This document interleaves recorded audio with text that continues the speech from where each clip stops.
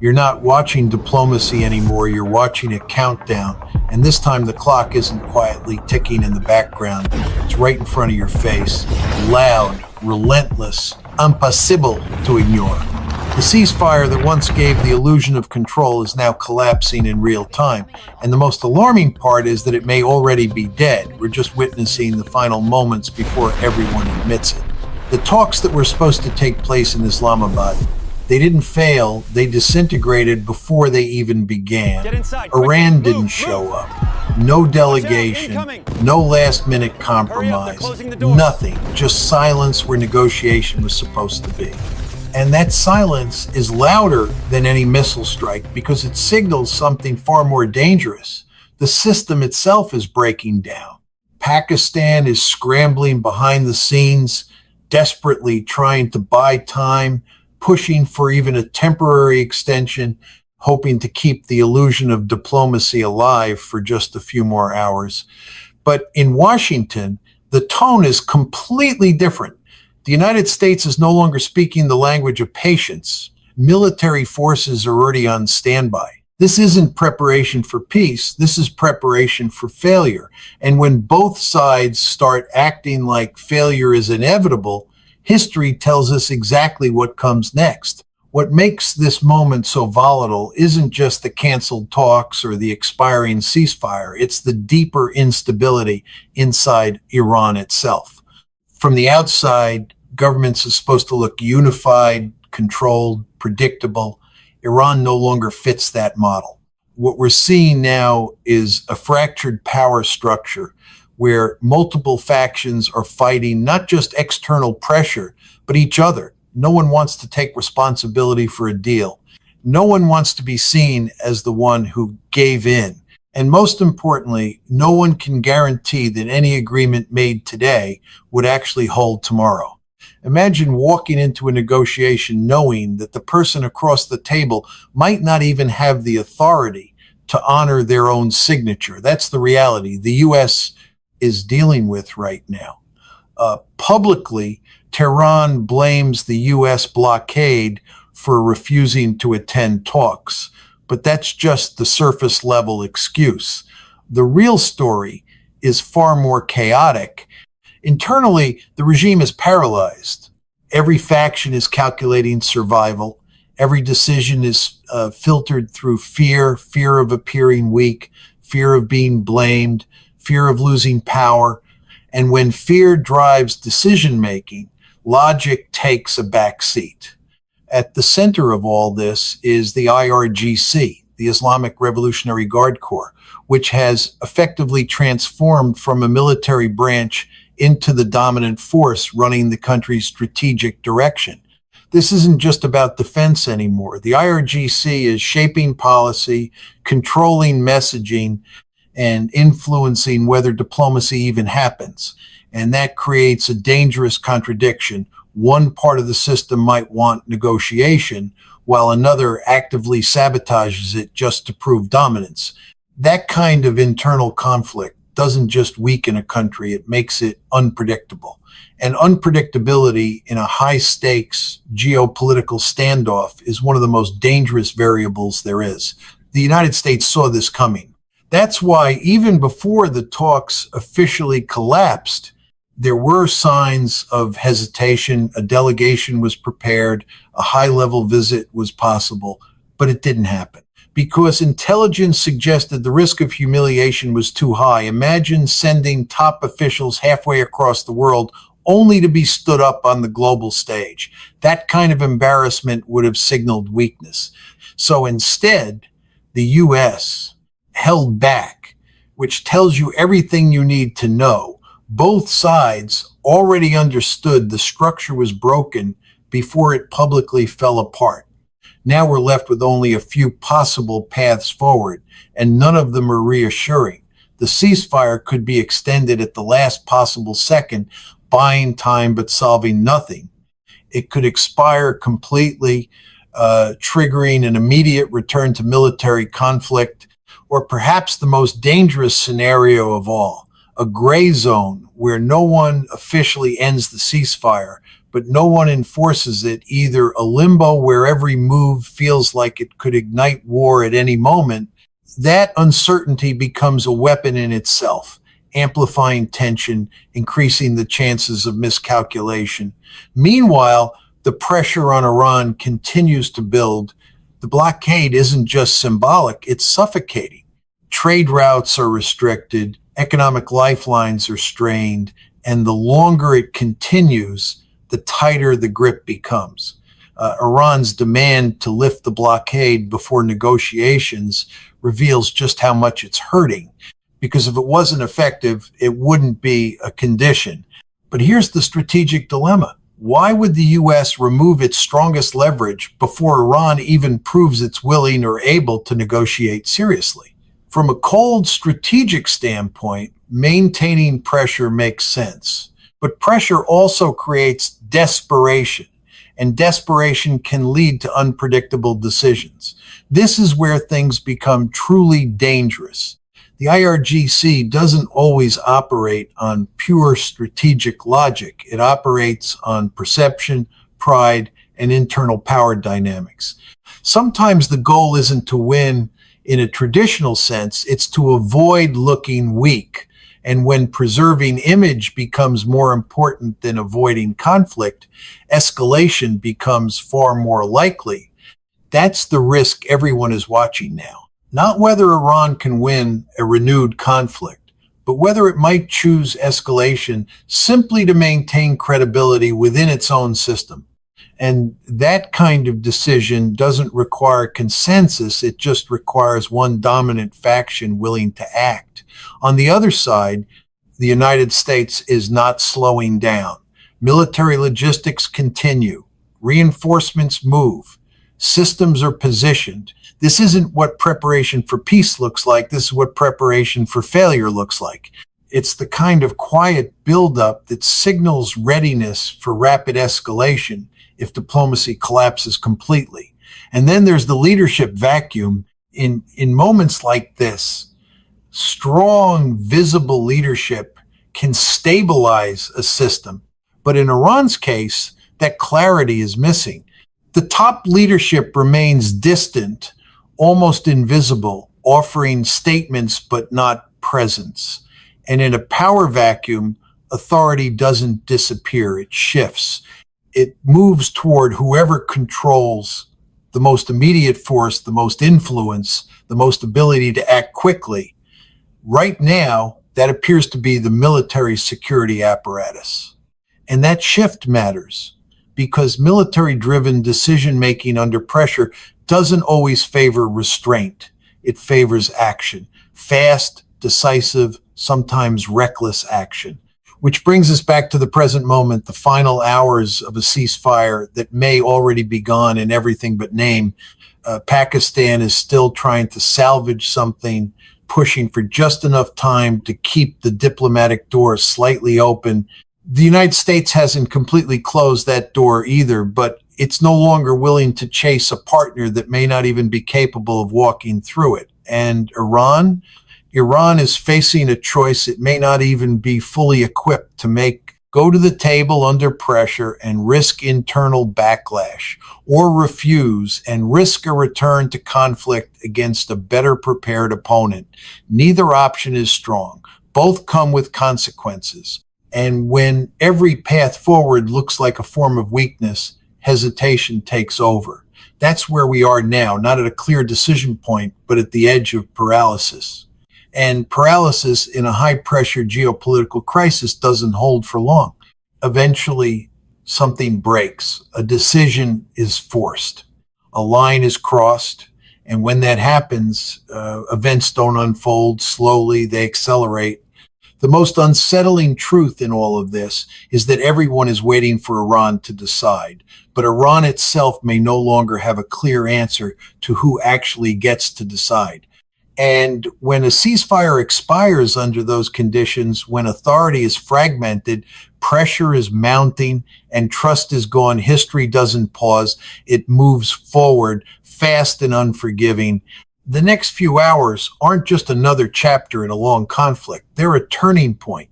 Because once diplomacy fully collapses, it doesn't just restart easily, it gets replaced. And what replaces it is rarely quieter, safer, or easier to control. It's louder, faster, and far more dangerous. And here's where the situation becomes even more explosive, because while the world is focused on the visible standoff, missiles, ships, troop movements, the real battle is happening behind closed doors, inside a system that no longer trusts itself. Every signal coming out of Tehran right now feels inconsistent, almost chaotic. One moment there are threats, the next there are hints of negotiation, then suddenly silence again. This isn't strategy, it's fragmentation leaking into the open. And when a state starts broadcasting confusion instead of clarity, it invites risk from every direction. Allies don't know how to support it. Enemies don't know how far they can push it. And the people inside the system begin hedging their bets, preparing for multiple outcomes at once. That's when control starts to slip. Because control in geopolitics isn't just about military strength, it's about perception, coherence, and timing. Lose those, and even a powerful system can stumble into disaster. Now think about the psychological pressure building on every faction inside Iran. They're not just dealing with external threats, they're watching each other, calculating who will rise and who will fall depending on what happens next. If a deal is signed, someone gets blamed for compromise. If war resumes, someone gets blamed for escalation. If nothing happens, everyone looks weak. There is no clean outcome. And in that kind of environment, decisions aren't made for the good of the country. They're made for survival within the power structure. That's the kind of pressure cooker that produces sudden, dramatic moves. Not slow, calculated diplomacy, but sharp, attention-grabbing actions designed to reset the narrative. A strike, a seizure, a provocation, something that shifts the focus outward and buys time internally. And that's exactly why the current silence is so dangerous. Because silence at this level doesn't mean calm, it often means preparation. On the American side, the messaging is just as revealing, but in a completely different way. It's quieter, more controlled, less theatrical. And that's not accidental. When the tone drops, when statements become more measured, it usually means planning has moved beyond the public stage. There's a difference between signaling and acting, and right now the U.S. appears to be transitioning between the two. The buildup, we're seeing the logistics, the positioning, the readiness. It's not just about deterrence anymore. It's about ensuring that if something happens, the response is immediate, overwhelming, and decisive. That kind of posture doesn't leave much room for hesitation. It shortens timelines, it compresses decision windows, and in a crisis already defined by uncertainty, shorter timelines increase the risk of mistakes. One misread signal, one misinterpreted movement, one faction acting without full coordination. That's all it takes to turn tension into confrontation. And once that line is crossed, pulling back becomes exponentially harder. There's also a narrative battle unfolding here, one that doesn't involve weapons but is just as important. Both sides are trying to shape the story of what's happening and why. The U.S. frames its actions as pressure for accountability and stability. Iran frames the blockade and demands as aggression and coercion. But beneath those narratives is a more uncomfortable reality. Both sides are preparing for the possibility that words will fail. And when words fail, actions take over. The longer this standoff continues without a clear resolution, the more normalized that transition becomes. People stop asking if conflict will happen and start asking when. That shift in mindset is subtle but powerful. It changes how decisions are made. It lowers the threshold for escalation. It makes extreme outcomes feel inevitable instead of avoidable. And that's where the real danger lies, not just in the weapons or the strategies, but in the gradual acceptance that conflict might be the only path left. Back inside Iran, the leadership vacuum continues to widen. Public appearances are limited, messaging is inconsistent, authority feels distant. And in that vacuum, smaller centers of power begin to act more independently. Commands become less centralized. Responses become less predictable. Coordination weakens. It's like watching a machine that's still running, but with parts no longer fully connected. It might keep moving for a while, but the risk of sudden failure increases with every passing moment. And if that failure happens during a high-stakes standoff, the consequences won't stay contained. They'll spill outward fast. Regionally, the implications are just as serious.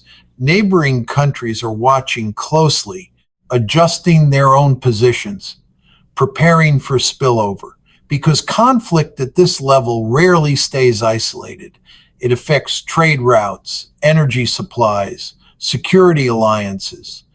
It sends shockwaves through markets and governments alike. Even those not directly involved feel the impact. And that's why there's such a strong push, especially from mediators, to keep some form of dialogue alive, even if it's fragile, even if it's incomplete. Because the alternative isn't just a bilateral conflict, it's a wider destabilization that's much harder to control once it starts. And yet, despite all these risks, the core issue remains unresolved. Who is actually making the decisions on the Iranian side?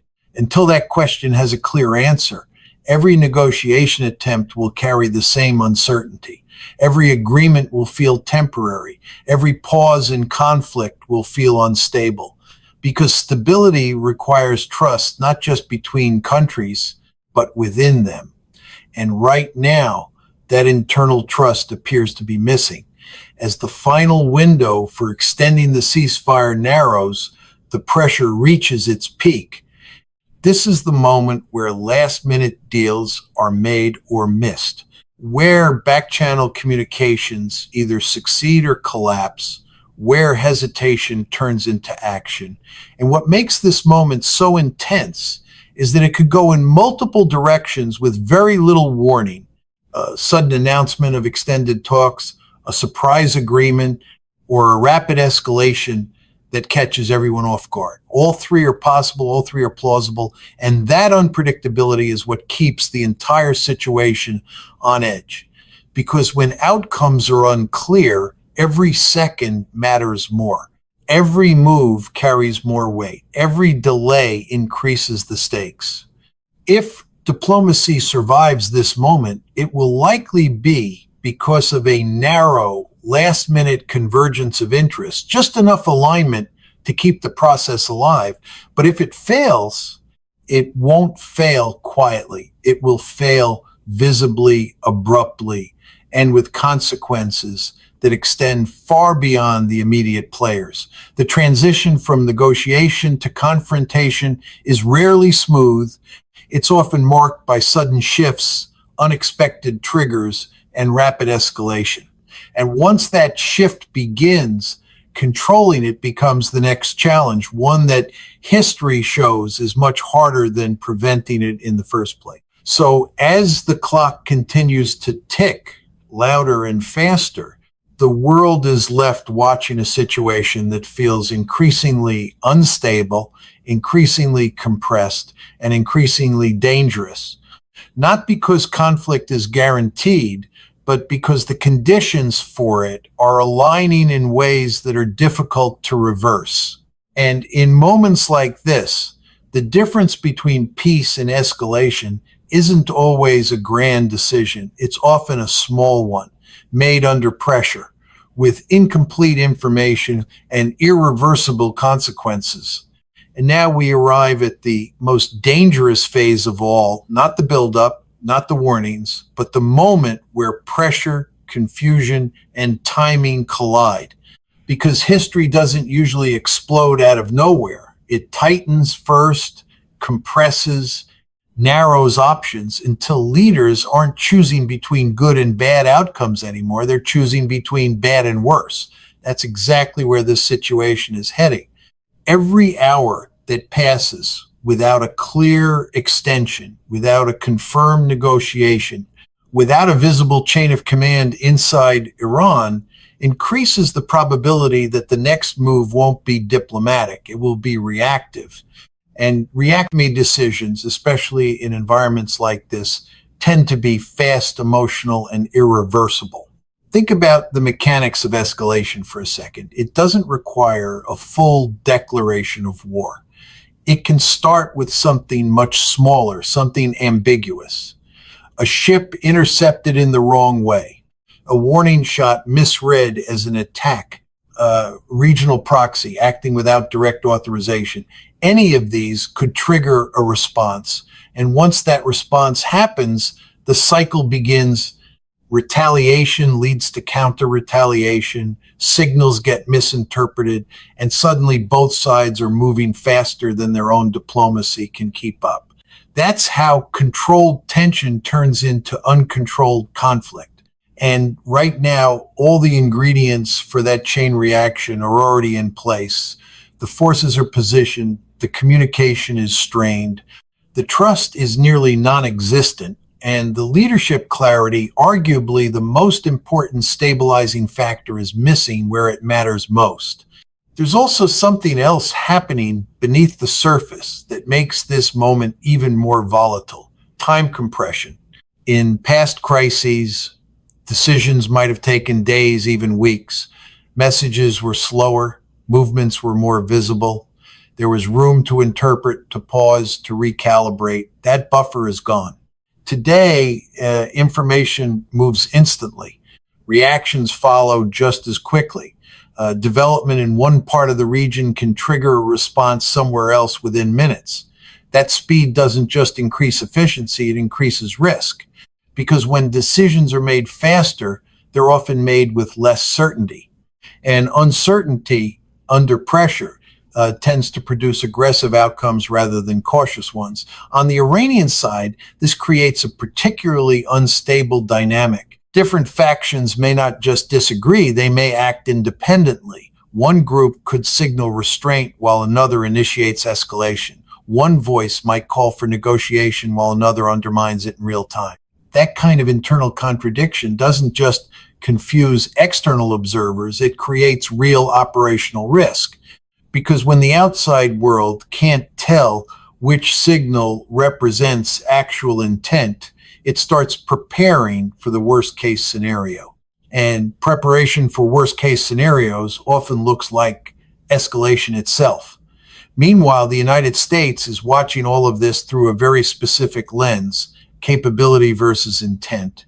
Capability is clear: military readiness, logistical positioning, strategic advantage. But intent, that's the unpredictable variable. And when intent becomes unclear, military planners don't assume the best, they prepare for the most dangerous plausible outcome. That's why the current posture isn't just defensive, it's flexible, ready to pivot quickly from deterrence to action if necessary. And that flexibility, while strategically valuable, also shortens the distance between peace and conflict. Because when both sides are positioned to act quickly, the margin for error shrinks dramatically. Now add one more layer to this already complex situation: perception management. Every move, every statement, every delay is being interpreted not just by governments, but by global audiences. Markets react, media amplifies, public opinion shifts. Leaders aren't just managing reality, they're managing how reality is seen. And that creates additional pressure to appear strong, decisive, in control. But appearances can be misleading. A strong statement might hide internal uncertainty.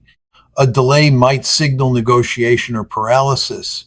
And when perception diverges from reality, miscalculations become more likely. One side might think the other is bluffing, when it's actually preparing, or worse, think it's preparing when it's actually divided. Those kinds of misunderstandings don't just complicate diplomacy, they can trigger actions based on false assumptions. At the same time, regional actors are not sitting idle. They're adjusting, repositioning, quietly preparing for outcomes they cannot control but will inevitably be affected by. Energy routes, shipping lanes, security alliances, all of it is being recalibrated in anticipation of what might happen next. Because even if the conflict remains limited, its impact won't be, it will ripple outward, affecting economies, politics, and stability, far beyond the immediate zone of tension.